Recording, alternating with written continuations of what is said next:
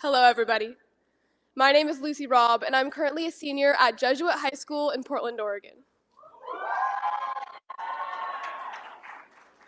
This is my second year attending the Ignatian Family Teaching for Justice, and I'm truly so excited to be here. I live in a region called the Columbia River Watershed. This basin stretches across to Oregon, Washington, other states, and parts of Southwest Canada. The region is home to ranging mountains, tributary rivers, and hundreds of animal species. I'm truly grateful for the unique flora and fauna that surrounds me. With the Columbia Gorge less than an hour away, I'm able to hike and explore the natural world. One intrinsic component to this thriving ecosystem that so many call home is the salmon. The Chinook, coho, chum, pink, and sockeye species, to be precise. These fish play key roles in making the Pacific Northwest what it is. At the end of a salmon life cycle, their bodies enrich nutrients in our soil and bring life to the natural environment. These elevated nutrient levels are significant and lead to thriving trees, pristine water, and overall healthy ecosystems. Now, why is she speaking to us about salmon, you may be asking? Well, while there are a variety of topics that one can speak about, I'd like to talk about one that specifically impacts the lives of those in the Pacific Northwest. Semi-recently, the endangerment of local salmon species has arisen as a cause for concern. Without the influx of nutrients from salmon, ecosystems are facing a serious loss. Salmon populations are affected by a variety of factors, including overfishing and the construction and upkeep of dams. Dwindling salmon numbers worry community members and experts alike.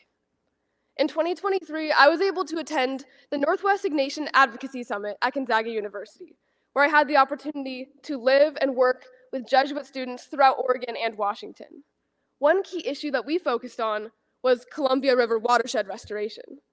A large component of this is the preservation of salmon and their ecosystems. Students learn from community members and Indigenous people about the impacts of dams, overfishing, and much more. We were then mobilized to aid in the resolution of this issue. Students across state lines banded together to join in region-wide legislative meetings where we talked with legislative staff, kind of similar to IFTJ. We requested specific policy support and encouraged congressional representatives to truly represent their constituencies. I realized here that I had the ability to make change and get face-to-face with an issue. I discovered a topic that directly impacted my community, and I found that I was able to do something about it. Advocacy itself doesn't need to be a speech on a national stage. Throughout our communities, we have seen so many issues just like this. Whether it be water quality, green space development, or air pollution, advocacy can be daunting. As regional issues present themselves, national traction can be difficult as well. Concerns may be pushed aside or labeled as too localized. However, action may be just a bit easier than you might think. These smaller issues are noticed. People want to help, but oftentimes don't understand quite how. This is why we are here, to learn how to notice these localized injustices, to give a voice to others who may not have the resources or abilities to speak up. For me, I gave a voice to salmon. But overall, this mindset isn't one of noblesse oblige attitude, but rather one that furthers the idea of being a person for and with others. In every community, we experience precarious times, that is for sure.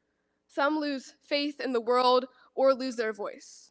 However, I hold a steadfast hope for the future. Advocacy is everywhere. Each individual letter to a member of Congress, each phone call, each email to policymakers, even every conversation that lifts up an issue and presents the opportunity for discussion and education makes a difference. It doesn't need to start with national legislation. Just this year, following a flurry of advocacy by nonprofit organizations, Native tribes, high school students, and others who have seen the dire effects of declining salmon populations, A motion was passed by federal agencies to bring over $100 million to wild fish restoration in the Pacific Northwest over the next decade.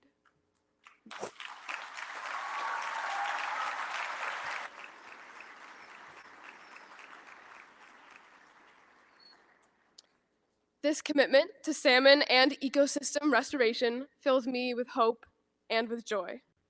While I know there is always more work to be done, I look forward to seeing the efforts led by community activists from across the country. Thank you.